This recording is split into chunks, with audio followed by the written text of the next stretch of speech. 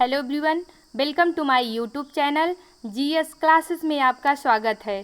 Friend, आज हम अपने इस वीडियो में बंगाल विभाजन, स्वदेशी एवं बहिष्कार आंदोलन तथा मुस्लिम लीग से रिलेटेड जितने भी इम्पॉर्टेंट फैक्ट बन सकते हैं उन सभी को कवर करेंगे। फर्स्टली हम इसको एक मैप से समझ लेते हैं कि बंगाल विभाजन के पीछे अंग्रेजों का तर्क क्या था, वहीं इसको प्रभावी ढंग से लागू करने के लिए आखिरकार अंग्रेजों की मंशा क्या थी। उस टाइम का बंगाल आज के बंगाल से बिल्कुल डिफरेंट था। उस टाइम के बंगाल में आज का बिहार, झारखंड, उड़ीसा, पश्चिम बंगाल, असम और यहीं पे वही साथ में बांग्लादेश शामिल था। उस टाइम भारत में लगभग कितनी 35 से 40 करोड़ जनसंख्या निवास करती थी, जिसमें से एक ह्यूज पॉपुलेशन अकेले बंगाल में कितना लगभग 8.5 करोड़ जनसंख्या अकेले बंगाल में निवास करती थी। बंगाल एक समृद्ध देश था, बंगाल एक समृद्ध राज्य था या फिर क्षेत्र था। उसमें 8.5 करोड़ जनसंख्या निवास करती थी। तो अंग्रेज यह चाहते थे कि किस प्रकार बंगाल का विभाजन कर दिया जाए जिससे वहाँ के लोगों में जो है तनाव पैदा हो सके, वहाँ के लोग बढ़ सकें और जिससे वो जो अंग्रेज थे वो अपना प्रशासन कर चलाने में समर्थ हो सके। यही कारण है कि उनकी एक नीति है, फूट डालो और राज करो। फूट डालो और राज करो की नीति को फॉलो करते हैं और बंगाल को 2 पार्ट में डिवाइड कर देते हैं। बंगाल को 2 पार्ट में कैसे डिवाइड करते हैं? यहाँ का क्षेत्र जो पश्चिम बंगाल, बिहार, झारखंड, उड़ीसा का क्षेत्र है उसको मिलाकर पश्चिमी बंगाल करते हैं। क्या? पश्चिमी बंगाल। वहीं इसके पूर्व का जो क्षेत्र यानी बांग्लादेश एवं असम को मिला के जो क्षेत्र बनता है उसको किस नाम से? पूर्वी बंगाल के नाम से जानते हैं। जो पश्चिमी बंगाल है उसकी राजधानी कोलकाता बनाते हैं, वहीं पूर्वी बंगाल की राजधानी कहाँ पे स्थापित करते हैं? ढाका में स्थापित करते हैं। इसको एक अल्पसंख्यक एवं बहुसंख्यक की दृष्टि से बांटने की कोशिश करते हैं। अल्पसंख्यक मतलब जो पश्चिम बंगाल है वहाँ पर हिंदू को बहुसंख्यक बनाते हैं और मुस्लिमों को अल्पसंख्यक। यहाँ पे मुस्लिम यह हमेशा सोचते हैं कि हिंदुओं के द्वारा यहाँ पे राज किया जाएगा और हम अल्पसंख्यक हमारे ऊपर हिंदुओं के द्वारा शासन किया जाएगा। वहीं पूर्वी बंगाल में जिसकी राजधानी ढाका रहती है वहाँ पे बहुसंख्यक के रूप में कौन रहते हैं? तो वहाँ पे बहुसंख्यक के रूप में मुस्लिम रहते हैं। तो इससे हिंदुओं के मन में एक भय बना रहता है कि क्योंकि यहाँ पे बहुसंख्यक के रूप में मुस्लिम पाए जाते हैं अतः मुस्लिम हमारे ऊपर शासन करेंगे। इसके बाद कर्जन के द्वारा क्या तर्क दिया जाता है कि कर्जन कहते हैं कि यह बात कही जाती है कि बंगाल का क्षेत्र जो क्षेत्रफल की दृष्टि से बहुत बड़ा है, देखने में पता चल रहा है कि बंगाल का क्षेत्रफल की दृष्टि से बहुत बड़ा है तथा इसके एडमिनिस्ट्रेशन में बहुत सारी प्रॉब्लम देखने को मिलती है। जब बंगाल का विभाजन हो जाएगा तो ये सारी समस्याएं समाप्त हो जाएंगी और बंगाल का जो प्रशासन है वो आसानी से चल सकेगा। तो यहाँ पे जो हिंदू और मुस्लिम बहुसंख्यक वाला फंडा स्टार्ट करते हैं तो क्या होता है कि कर्जन के द्वारा, उस टाइम भारत के गवर्नर जनरल या फिर वायसराय कौन रहते हैं? लॉर्ड कर्जन रहते हैं। कर्जन के द्वारा बार बार यहाँ मुस्लिम समुदाय स्टार्टिंग में तो इसका विरोध किया जाता है, लेकिन बाद में 1906 आते आते जब 1906 में मुस्लिम लीग की स्थापना हो जाती है तो ये समझ में आ जाता है कि हाँ, जो सोच के अंग्रेजों ने ये फूट डालो और राज करो की नीति स्टार्ट की या फिर बंगाल का विभाजन किया वो कहीं ना कहीं इसमें सक्सेस रहे हैं। मतलब जो भारतीयों में हिंदू मुस्लिम एकता थी उसको तोड़ने में कहीं ना कहीं सक्सेस हुए हैं। यह कहाँ से पता चलता है? 1906 में जब अगले ही वर्ष मुस्लिम लीग की स्थापना हो जाती है। क्या होता है? 19 जुलाई 1905 को, फर्स्टली 19 जुलाई 1905 को लॉर्ड कर्जन के द्वारा यह बात कही जाती है कि बंगाल क्षेत्र जो कि क्षेत्रफल की दृष्टि से बहुत बड़ा है तथा इसके एडमिनिस्ट्रेशन में बहुत सारी प्रॉब्लम देखने को मिलती है क्योंकि यहाँ पे एक ह्यूज पॉपुलेशन रहती है और इसका जो एरिया है वो भी बहुत बड़ा है। तो इसके एडमिनिस्ट्रेशन या फिर उसके प्रशासन में जो समस्याएं हैं, अगर हम बंगाल का विभाजन कर देंगे तो ये सारी समस्याएं क्या हो जाएंगी? वो सारी समस्याएं समाप्त हो जाएंगी। ये डिस्कशन कब हुआ था? तो ये डिस्कशन 19 जुलाई 1905 को हुआ था। 19 जुलाई 1905 को हुआ था। इसके बाद अगले ही दिन 20 जुलाई 1905 को क्या करते हैं? बंगाल विभाजन की घोषणा कर देते हैं। 20 जुलाई 1905 को बंगाल विभाजन की घोषणा कर दी जाती है। किसके द्वारा? लॉर्ड कर्जन के द्वारा। लॉर्ड कर्जन के द्वारा 20 जुलाई 1905 को बंगाल विभाजन की घोषणा कर दी जाती है। वहीं 7 अगस्त 1905 जब 20 जुलाई को बंगाल विभाजन की घोषणा कर दी जाती है तो उस टाइम बंगाल के आम इंसान के मन में आने लगा कि अंग्रेज हमको बांट कर गलत कर रहे हैं। मतलब वहाँ के जो उस टाइम बंगाल के बुद्धिजीवी थे उनको यह समझ में आने लगा कि अंग्रेजों की जो नीति है फूट डालो और राज करो की नीति, वो कहीं ना कहीं बंगाल के बुद्धिजीवी समझ रहे थे और वो जान गए थे कि उनका प्रशासन चलाने का कोई ऐसी इच्छा नहीं है, वो केवल हमको डिवाइड करना चाह रहे हैं। तो क्या होता है, 7 अगस्त 1905 को भारतीयों के द्वारा बंगाल विभाजन का विरोध किया जाता है। किसके द्वारा? जो भी भारतीय नागरिक है। देखिए, वो भले ही बंगाल विभाजन भले ही बंगाल में होता है, लेकिन बंगाल विभाजन का जो विरोध होता है वो पूरे भारत में देखने को मिलता है। कहाँ? लगभग पूरे भारत में देखने को मिलता है, जिसमें आंदोलनकारियों के द्वारा यात्राएं, जनसभाएं एवं जुलूस निकाले जाते हैं। क्या? किसके द्वारा? आंदोलनकारियों के द्वारा यात्राएं, जनसभाएं एवं जुलूस निकाले जाते हैं। लेकिन भारतीयों को यह समझ में आ गया था कि सिर्फ इतना करने से अंग्रेजों पर कोई इफेक्ट नहीं पड़ने वाला है। बाद में बंगाल विभाजन के विरोध में क्या करते हैं? स्वदेशी एवं बहिष्कार आंदोलन। ये 2 वर्ड बहुत इंपॉर्टेंट है। स्वदेशी एवं बहिष्कार आंदोलन की शुरुआत की जाती है, स्टार्ट किया जाता है। इसमें क्या होता है कि सभी इंडियन क्या करें, सिर्फ अपने देश की वस्तुओं को ही प्रेफर करें। जो उनके देश में बनी हुई वस्तुएं हैं सिर्फ उन्हीं को प्रेफर करें। यानी उस टाइम मेक इन इंडिया को बढ़ावा दिया जा रहा था। जो आज के तर्ज पे मेक इन इंडिया है, उस टाइम में स्वदेशी आंदोलन में झलकता है कि उस टाइम मेक इन इंडिया को बढ़ावा दिया जा रहा था। और जो भी विदेशी वस्तुएं हैं उसका बहिष्कार करो, मतलब उसको जलाओ, फेंको, फोड़ो, मतलब उसको हटा दो, भारत से उसको बाहर करो। विदेशी वस्तुओं का बहिष्कार करो। इससे अंग्रेजों की जो मार्केट है वो कम होने लगेगी और यहीं से उनकी जड़ें कमज़ोर हो जाएंगी। ये किसका लक्ष्य था? ये स्वदेशी एवं बहिष्कार आंदोलन। पूछा जाता है कि स्वदेशी एवं बहिष्कार आंदोलन का तात्कालिक रीजन क्या था? तो उसका तात्कालिक रीजन बंगाल का विभाजन था। बंगाल के विभाजन जो 1905 में लॉर्ड कर्जन के शासनकाल में हुआ था, उसका जो है उसी के परिणाम स्वरूप या फिर उसी के विरोध में भारतीयों द्वारा स्वदेशी एवं बहिष्कार आंदोलन स्टार्ट किया जाता है। फिर इतना करने के बावजूद उस टाइम भारतीयों की सिचुएशन क्या रही होगी या फिर अंग्रेज़ों की क्या मेंटेलिटी थी कि इतना करने के बावजूद भारतीय उस टाइम इतना ज़्यादा क्या करते हैं, इसका विरोध करते हैं, बंगाल विभाजन का विरोध करते हैं। लेकिन इसके बावजूद 16 अक्टूबर 1905 को 16 अगस्त में विरोध किया जाता है। वहीं 16 अक्टूबर 1905 ईस्वी को लॉर्ड कर्जन के द्वारा बंगाल विभाजन को लागू कर दिया जाता है। मतलब इतना विरोध करने के बावजूद भी अंग्रेजों के ऊपर कोई इफेक्ट नहीं पड़ता है और वो 16 अक्टूबर 1905 ईस्वी को बंगाल विभाजन लागू कर देते हैं। इसके बाद इसमें क्या होता है, जब बंगाल विभाजन लागू हो जाता है तो वहाँ पूरे देश में, ना सिर्फ बंगाल में बल्कि पूरे देश की जनता में आक्रोश सा फैल जाता है। और जितने भी हिंदू और मुस्लिम इस आक्रोश को कैसे अभिव्यक्त करते हैं कि वहाँ के जितने भी हिंदू और मुस्लिम रहते हैं वो एक दूसरे के हाथों में राखी बांधकर एकता का प्रदर्शन करते हैं। मतलब उस टाइम जो हिंदू और मुस्लिम हैं उनके द्वारा यह अंग्रेजों को दिखाया जाता है कि आपके द्वारा अलग करने से हम लोग अलग नहीं होंगे, अभी भी हम लोगों में बहुत यूनिटी है, अभी भी हम लोग यूनिटी के साथ रह रहे हैं। इसके बाद वहीं कुछ आंदोलनकारियों के द्वारा शोक दिवस के रूप में 16 अक्टूबर को शोक दिवस के रूप में मनाया जाता है तथा कुछ जो धार्मिक आस्था में विश्वास रखते हैं वो इस दिन उपवास करते हैं एवं पैदल चलकर गंगा स्नान करते हैं। उपवास करते हैं एवं पैदल चलकर गंगा स्नान करते हैं। उस टाइम सुना होगा कि स्वदेशी आंदोलन पूरे भारत में इस कदर फैल गया था कि कहा जाता है कि उस टाइम जब किसी शादी में या फिर किसी भी पार्टी में लोग जाते थे तो वहाँ की अगर कोई भी चीज़ उन्हें विदेशी कोई भी वस्तु विदेशी दिख जाती थी तो लोग वहाँ उनके घर खाना नहीं खाते थे और अपने घर चले जाते थे। कोई भी पंडित अगर शादी करा रहा होता है तो अगर उसकी शादी में या फिर कोई वस्तु विदेशी वस्तु दिखती है तो वह पंडित वो शादी छोड़ के चला जाता था।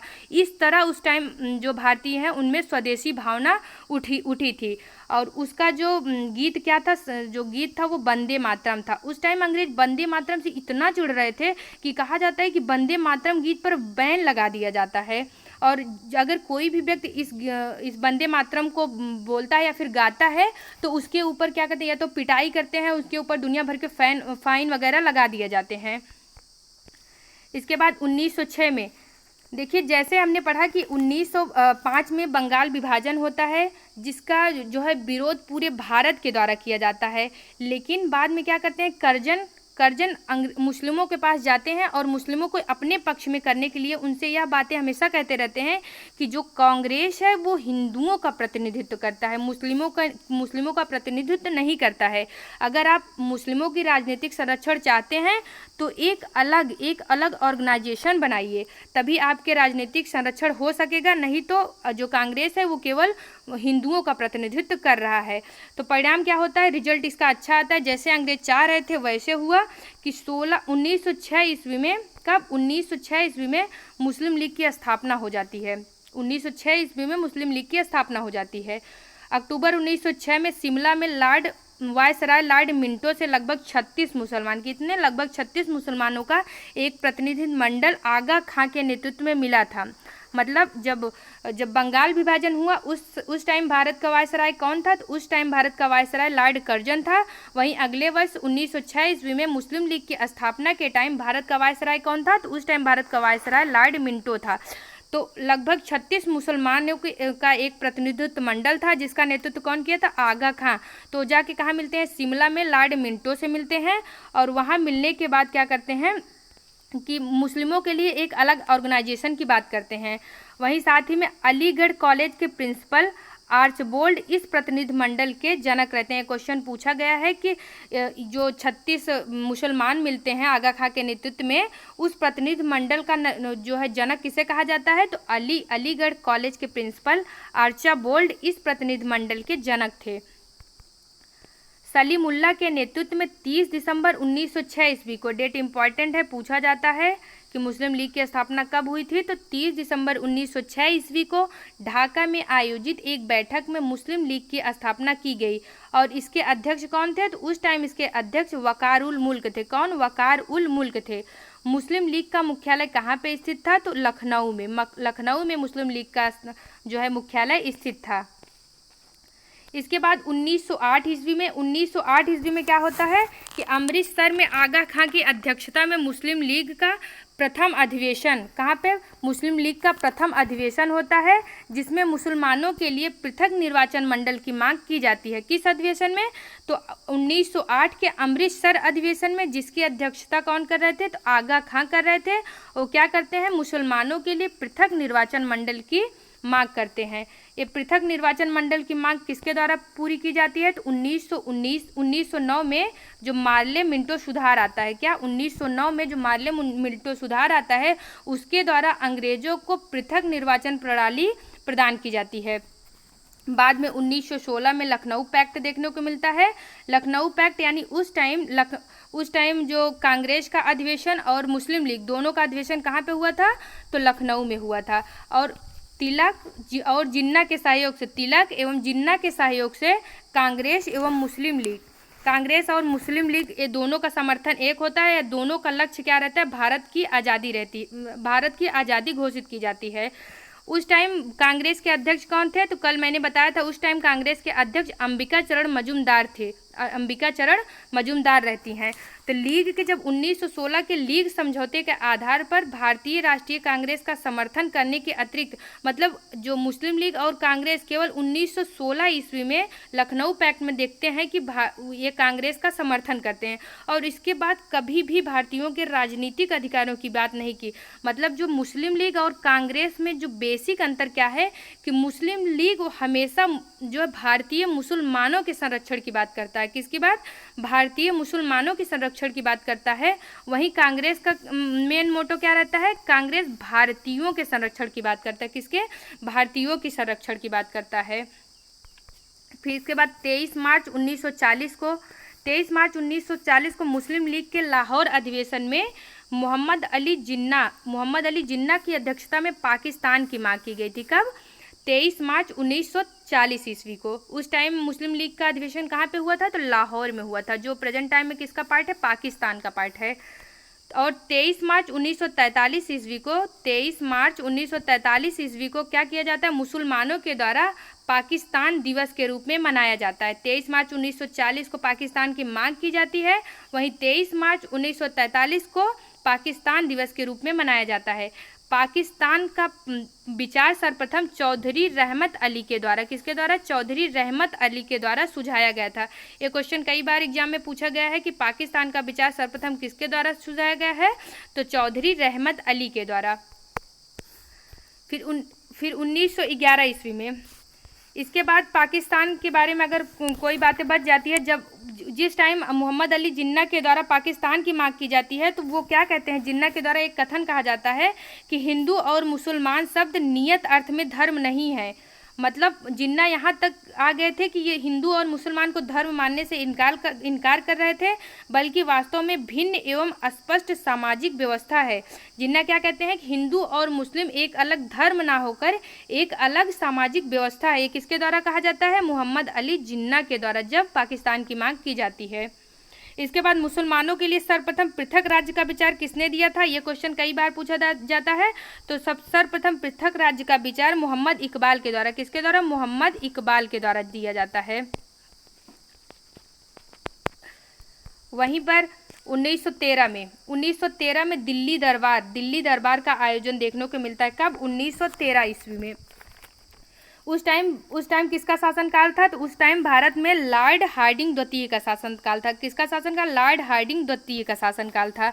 दिल्ली दरबार किसके स्वागत में सजाया गया? तो कहा जाता है कि 1911 ईस्वी में जॉर्ज पंचम एवं क्वीन मैरी आती हैं। कौन? जॉर्ज पंचम एवं क्वीन मैरी आती हैं, जिसके स्वागत के लिए दिल्ली को एज ए दुल्हन सजा दिया जाता है। और उस टाइम भारत में सूखा था और वहाँ की जो भारत की जनता थी वो बहुत परेशान थी। और जब वो देखती है कि एक तरह जो हम लोग हैं इतना परेशान है, वहीं दूसरी ओर अंग्रेज क्या करते हैं कि किसी अंग्रेजी राजकुमार या राजकुमारी के आने से दिल्ली में इतना पैसा खर्च कर रहे हैं, तो यह देखकर भी जो भारतीय हैं उनके मन में एक आक्रोश सा पैदा हो जाता है। तो 1911 ईस्वी में दिल्ली दरबार का आयोजन होता है। उस टाइम भारत का वायसराय कौन था? लॉर्ड हार्डिंग द्वितीय थे। किसके स्वागत में किया जाता है? तो जॉर्ज पंचम और रानी मैरी क्वीन के स्वागत में दिल्ली दरबार का आयोजन किया जाता है। दिल्ली दरबार में दो मुख्य बातें होती हैं जो याद करना है। वो दो मुख्य बातें क्या है? फर्स्टली भारत की राजधानी परिवर्तन कर दिया जाता है। क्या? राजधानी परिवर्तन कर दिया जाता है। फर्स्टली क्या कर दिया जाता है? भारत की राजधानी परिवर्तन कर दिया जाता है। भारत का राजधानी इसके पहले कलकत्ता थी और अब बाद में उसे कहाँ ले आते हैं? नई दिल्ली। कहाँ? भारत में राजधानी जो लॉर्ड पंचम थे या फिर पंचम थे, जॉर्ज पंचम थे, वो क्या करते हैं? राजधानी को कोलकाता से नई दिल्ली शिफ्ट करते हैं। और दूसरा काम क्या है कि जो बंगाल विभाजन 1905 में लॉर्ड कर्जन के शासनकाल में बंगाल विभाजन हुआ था उसको समाप्त कर देते हैं। कब? किसके? 1911 ईस्वी में। 1911 ईस्वी में दिल्ली दरबार में दो मुख्य बातें होती हैं। एक क्या होता है? राजधानी परिवर्तन। वहीं दूसरा क्या होता है? दूसरा जो है ये बंगाल विभाजन को रद्द कर दिया जाता है। लॉर्ड द्वितीय के शासनकाल में दिल्ली दरबार हुआ था जॉर्ज पंचम एवं क्वीन के स्वागत के लिए। इसमें दो इम्पॉर्टेंट बातें होती हैं। भारत की नई राजधानी कोलकाता से नई दिल्ली परिवर्तित की जाती है, वहीं बंगाल विभाजन को रद्द कर दिया जाता है। फ्रेंड, जो भी बातें हमने इस पूरे फैक्ट में नहीं डाला है उसको एक नोट के थ्रू प्रोवाइड करा रहे हैं, तो इसको सीरियसली पढ़िएगा क्योंकि ये सारे क्वेश्चन एग्जाम में पूछे गए हैं। बंगाल विभाजन के समय भारत का लेफ्टिनेंट गवर्नर कौन था? बंगाल विभाजन के समय भारत का लेफ्टिनेंट गवर्नर कौन था? तो इसका राइट आंसर है सर एंड्रयू फ्रेजर। कौन? सर एंड्रयू फ्रेजर थे। इसके बाद अगला क्वेश्चन है, ब्रिटिश पत्रकार H.W. नेविंसन। कौन? ब्रिटिश पत्रकार H.W. नेविंसन किस आंदोलन से जुड़े थे? तो वह किस आंदोलन से जुड़े थे? स्वदेशी आंदोलन। स्वदेशी आंदोलन किसका तात्कालिक कारण है? तो बंगाल विभाजन। बंगाल विभाजन का तात्कालिक कारण के कारण क्या हुआ था? स्वदेशी एवं बहिष्कार आंदोलन लाया गया था। वहीं पे किन आंदोलनों ने महिलाओं को घर की चार दीवारी से बाहर निकाला? तो इसका राइट आंसर होगा, कई आंदोलन थे। फर्स्टली अगर पूछे सबसे पहले वह कौन सा आंदोलन था जिसने महिलाओं को चार दीवारी से बाहर निकाला? तो स्वदेशी आंदोलन था, जिसमें महिलाओं ने बढ़ चढ़ कर भाग लिया था। वहीं आगे चलकर होम रूल आंदोलन, असहयोग आंदोलन एवं सबने अवज्ञा आंदोलन में भी महिलाओं की बढ़ चढ़ कर भागीदारी रहती है। फिर इसके बाद स्वराज आम जनता के लिए होना चाहिए, केवल वर्गों के लिए नहीं। स्वराज आम जनता के लिए होना चाहिए, केवल वर्गों के लिए नहीं। यह कथन किसका है? तो यह कथन है C.R. दास यानी चित्तरंजन दास का। अगला क्वेश्चन है, किसके द्वारा ब्रिटेन में भारतीय सुधार समिति का गठन किया गया?